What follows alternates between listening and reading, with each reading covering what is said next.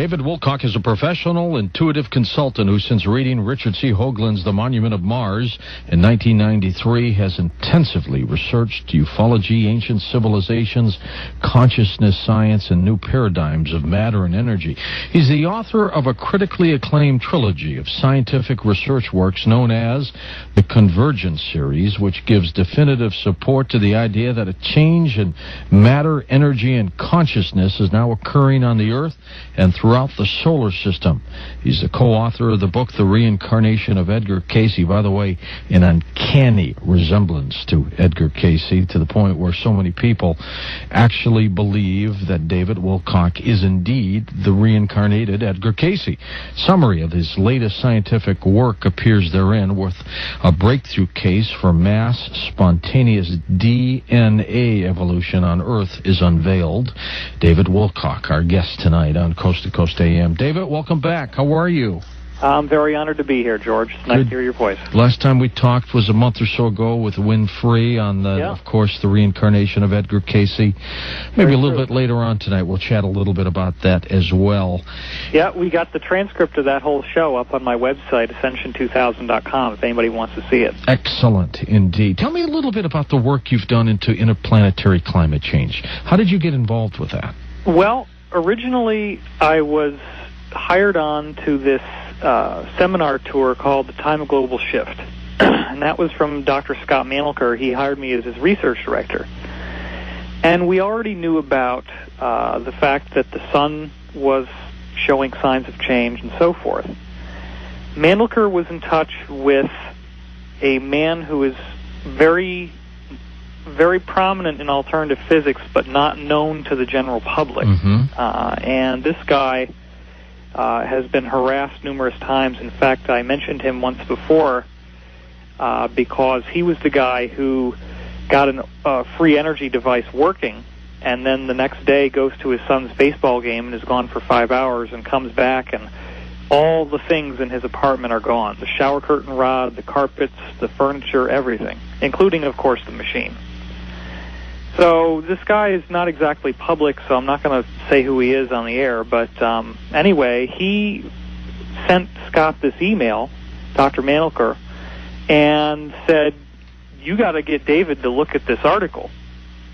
So when I went to the article, it was called Planetophysical State of the Earth and Life, which was translated from Russian, originally written by a guy named Dr. Alesky Dmitriev. Okay. And Dmitriev was the first one to come out with this idea that the changes that we see on the Earth cannot be simply the result of human interference, at least in the conventional sense of pollution, because what we see on the Earth is apparently a field effect that's occurring throughout the entire solar system, and we have very tangible evidence that Dmitriev brought up all the way back in 1997. So at first what I did is just to follow along and basically try to raise awareness of Dmitriev's work because nobody knew about it. But then as time went on, I realized that he had only opened the door and it was very underdeveloped.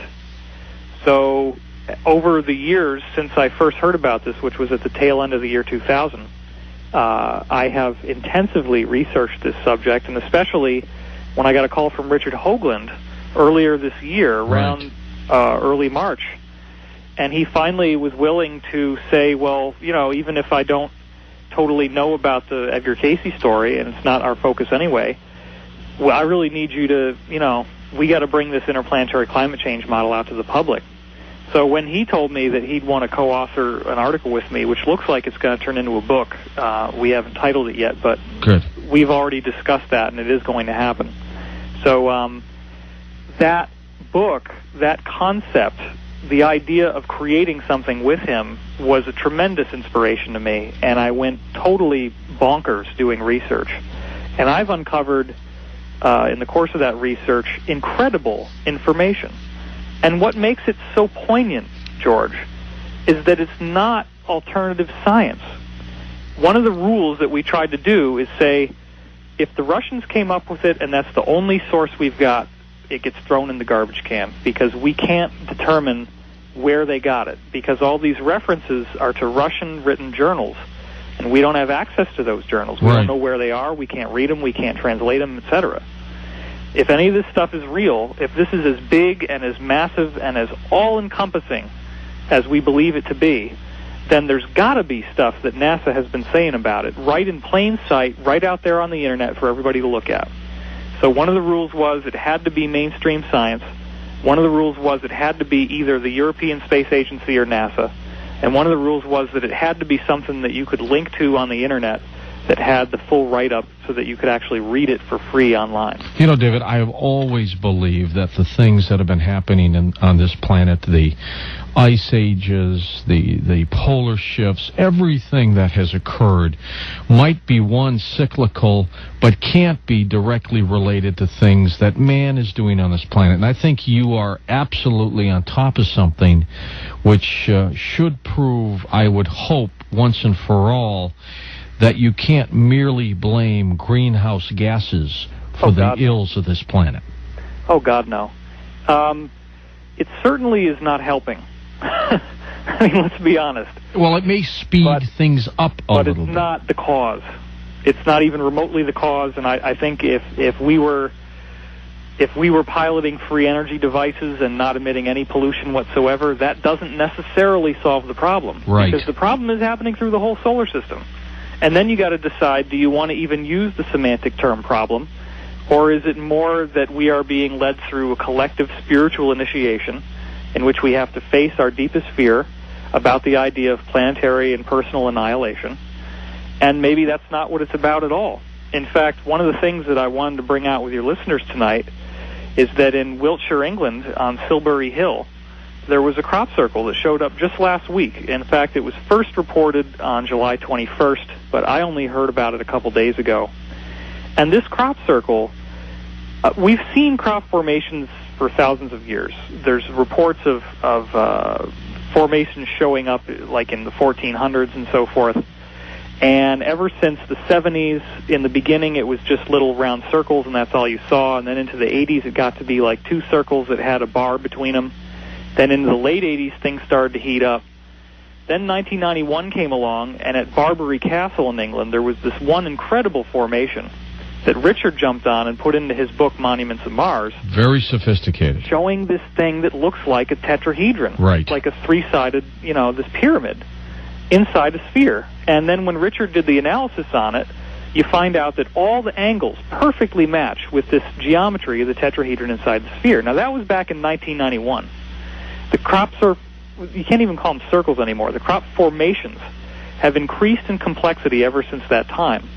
And this physics model that we're drawing off of in order to explain why this interplanetary climate change matters is a physics that gets into a non-electromagnetic energy source.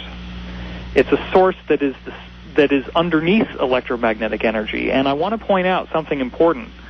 That is that, as you remember, George, the last time we were on, a very unfortunate thing had happened because the night that Richard and I were on with Art Bell, Eugene Malov had passed away. Right, was murdered, actually. It was a murder. Yeah. It was a bludgeoning murder. And I don't know if you're aware of this either, especially after, if your audience has been seeing the Manchurian Candidate movie. Did you know that the guy that murdered Eugene Malov ended up being murdered?